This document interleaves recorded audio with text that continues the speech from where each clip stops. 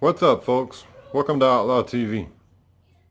Cause we like to hunt, fish, and play out in the mud. That's the way we do round here, so now you know what's up. Well, we're just going to do a little quick video here. Just something to put up on the channel. It's been a couple of days since I put anything up, so just a little quick video. I'm going to do a little walk around on the 47 and talk about the situation at hand and why everything's been so quiet on the channel and so on and so forth. So yeah, let's do that. Alright, so here's life on the 47. Not a lot of stuff has changed on it since the last time you saw it. We got it down off the jack stands. Get over here on the side where we can see a little bit better.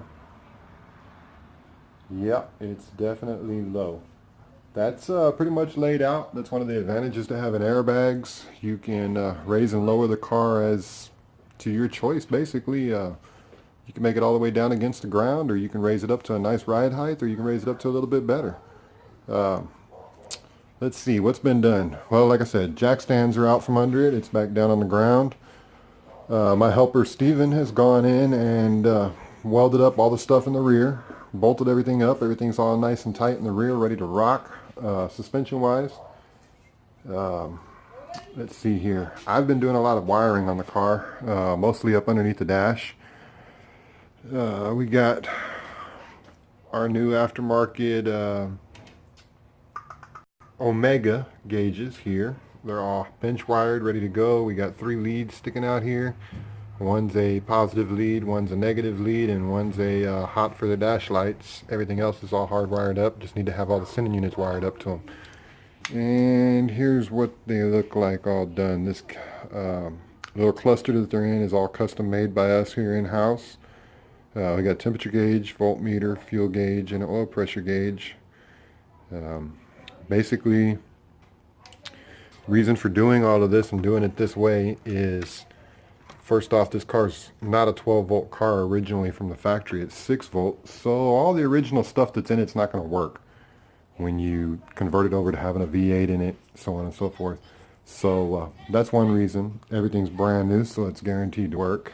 And yeah, it's pretty much that. Inside the car, had Steven clean it all out, make it all nice and clean.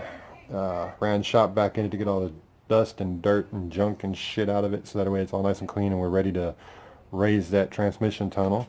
This way it gives somewhere for the drive shaft to go and everything when it's lowered down. The box is all done, just needs to have some seam sealer put on it and some coating. And dash still pretty much looks the same. Got a bunch of wiring done under there. Everything hanging out here on the left hand side is all sending unit stuff that goes to the those gauges over there. You can't see it because there's not enough light in the car, but there's a horn switch in there, there's a headlight switch in there, that's all hooked up. There's a ignition switch in there hooked up. That blinker assembly right there is all hooked up. Let's go back here to the back of the car. Again, let's iterate on how low it is when it's down on the ground and all the air is let out of the airbags. Pretty damn low, wouldn't you say? Okay, we had Justin buy a brand new set of tail lights because cleaning up and fixing the old original 47 lights was just going to be too time consuming, and for the price of them, for the new ones, it's a whole lot cheaper for him to just buy a set of new ones than it is for me to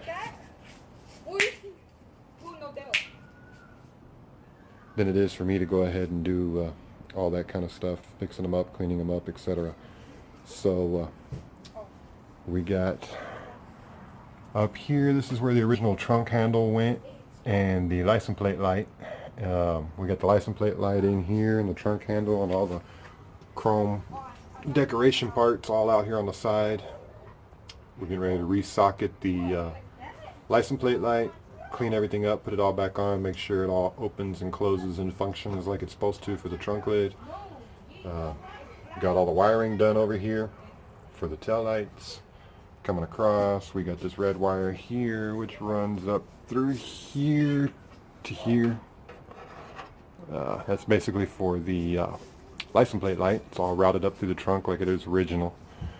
And all of this stuff over here, you can see some more wires coming down over here. That's for the tail lights, blinkers, etc. That stuff's all done.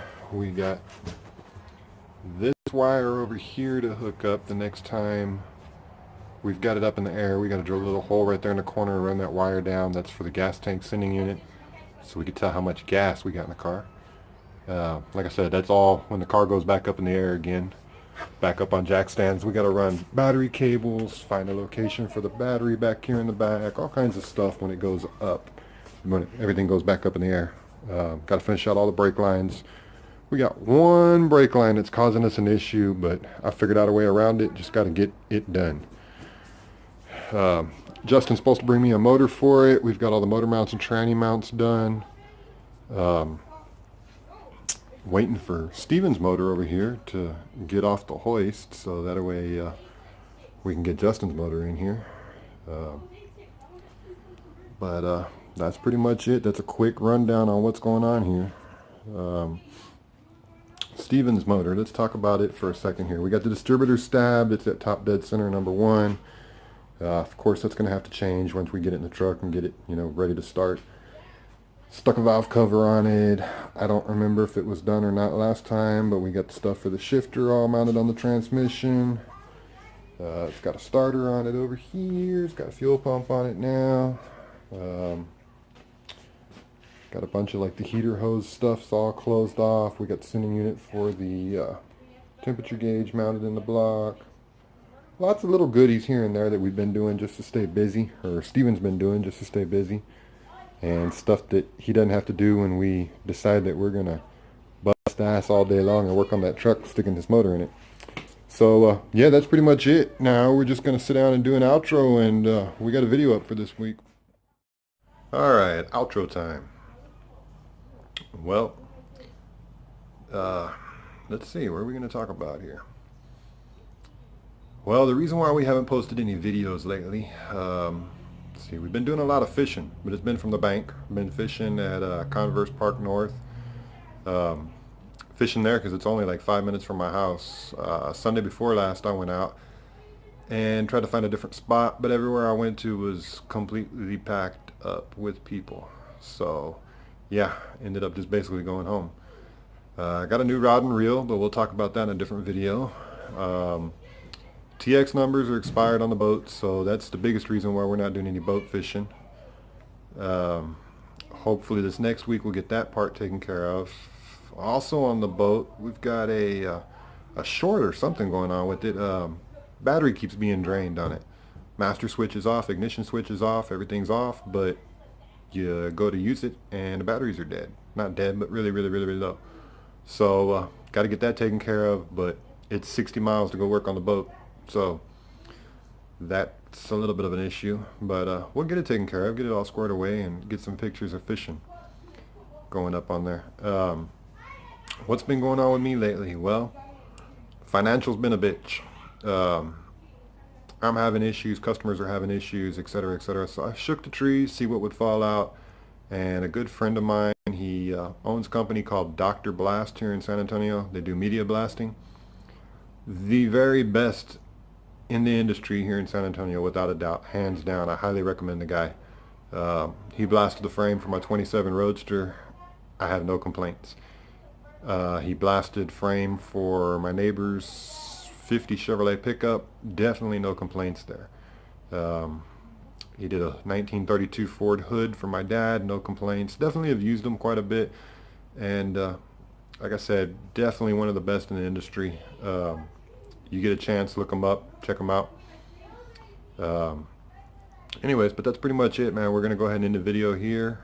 Thanks for watching Outlaw TV, and hit them like, hit them shares, hit them comments, all that good stuff, man. I'm trying to get some good views going on here, trying to get some better videos going too. So I'll see y'all around. Thanks for watching.